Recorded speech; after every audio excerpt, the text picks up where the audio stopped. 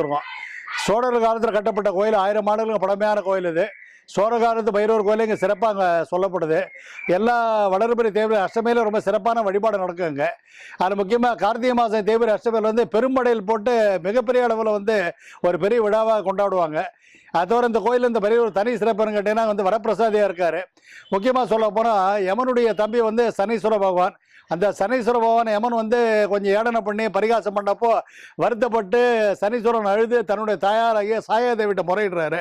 அப்படி முறையிடக்கூடிய நேரத்தில் அந்த தாயாராகிய சாயாதேவி சொல்கிறாங்க சனீஸ்வரனை, இங்கே வந்து காலபைரவர் வழிபடு, உனக்கு எல்லா நன்மைகளும் கிடைக்கும்னு சொல்லி. அதேபடி அவருடைய தாயார் சாயாதேவியுடைய அறிவுரைக்கு இணங்க சனீஸ்வரன் வந்து இங்கே வந்து அந்த காலபைரவரை மகா காலபைரவரை வழிபட்டு அதுக்கப்புறம் அவர் மிகப்பெரிய கீர்த்தி கிடைச்சது. நவகிரகங்களும் ஒரு பெரிய முக்கியமான கிரகமாக அங்கீகரிக்கப்பட்டவர். அப்புறம் சிவனுடைய அடுத்தபடியே ஈஸ்வரன் பட்டம் கிடைச்ச ஒரே தெய்வம் வந்து சனீஸ்வரன் தான். அப்படி